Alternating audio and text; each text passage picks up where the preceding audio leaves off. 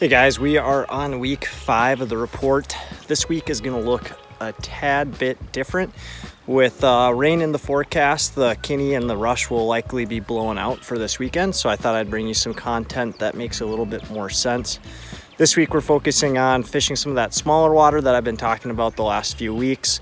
In this week's episode, we're focusing on one of my favorite hatches. I'm going to call it the sucker hatch. With a lot of suckers moving into the water systems, pushing out of the St. Croix and Mississippi River into these driftless rivers, one of the best patterns you can throw is anything with pink. Find some schools of suckers. There's going to be trout mixed in. There's going to be trout sitting behind them, and it's really effective to fish. So this week I'm going to break down this specific pool behind us, kind of how I'm going to fish it. I've identified that there's suckers in the pool, so we're going to be keying in on some of those pink patterns, and we'll get after it. Hopefully catch you guys a few fish. Well, as you can see behind me, we kind of have some interesting setup. There's two little spots where the water runs into this pool, with most of the fish congregating right where these two current seams come together. There's a deep trough off of both of them. So on this first side, there's a little deeper section, along with that second side having a little bit deeper water.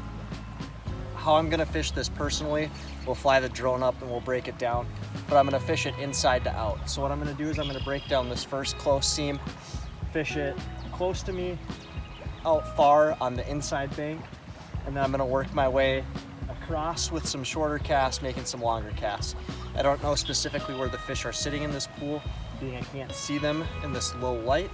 So if you just slowly pick that pool apart, working inside to out, it's gonna give you the best chance of catching multiple fish. All right, since I'm gonna break this pool down inside to out, I'm gonna work this first current seam. As you can see up above, there's a deep plunge hole right where both of these come down. We'll eventually work our way out to that. You can see that there is an inflow of water from this little creek here, and then we have the main current pulling in here. This has created two buckets.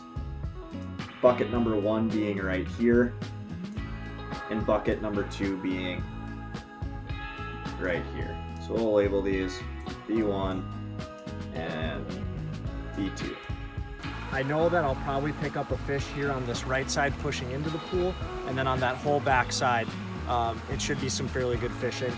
I've seen probably 5 or 6 suckers in here kind of sitting on each other. I don't know if they're in there spawning yet, but like I mentioned earlier, I'm running a pink squirrel in hopes to kind of imitate some of that, the eggs that might be coming out, along with the stonefly has still been working well, a smaller version of it though. The water's ultra clear, so you kind of have to be sneaky, make a good approach, and yeah, let's get after it. One thing to make note of is that the bubble line is where most of the food is getting pushed out to these fish. You can see the harder bubble line here with the main current, but you can also see the bubbles kind of coming in here off of that second current.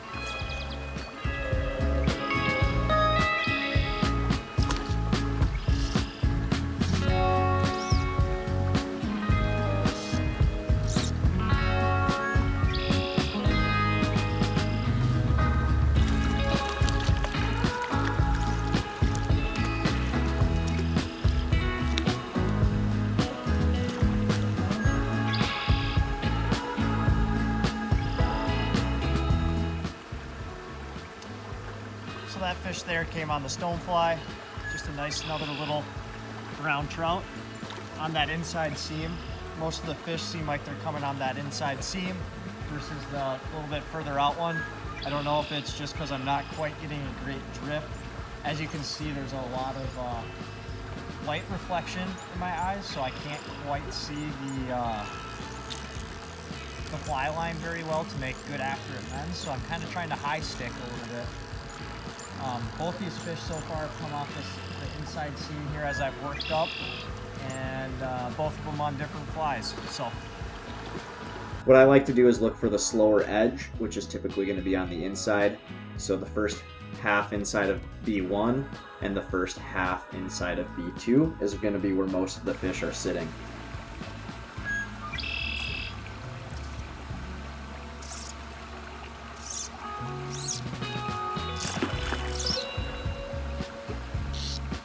So there you go, that's right there on that inside current seam.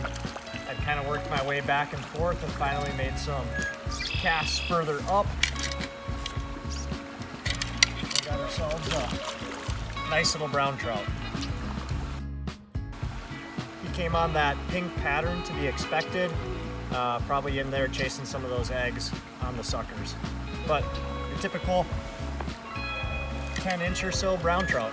The leading edge of these pools, we're going to say the top fourth, where the faster current hits the beginning of the pool, typically holds active fish. These fish are less spooky due to not being able to see through the riffled water along with the shallower water conditions. Looking at the different buckets, B1 is going to be the easier bucket to fish due to not having to mend over a second current seam. Closing things out this week, thank you guys for tuning in. I appreciate it. Hopefully these tips are helpful in the river conditions, give you something to expect before getting to the water on the weekend. This week with rain in the forecast, I decided to mix it up and we came to a new river, something that's smaller and cleans out more efficiently post-rain. This weekend I'd recommend exploring, getting to some of those new creeks since things might be on the edge of blowing out. One of my favorite times of the year to fish is right now. We have the sucker spawn going on. You can throw any kind of pink pattern in and amongst the suckers, behind the suckers, and you should be picking up brown trout. Another thing to keep in mind, if you are interested in booking a trip, give me a phone call. My phone number is 715-690-9934. Otherwise, you can check out my Facebook page at Hunter Ellstrom Media or my website, hunterellstrommedia.com. I look forward to seeing you guys on the river. Like and subscribe, and I can keep these videos coming. And thanks for watching.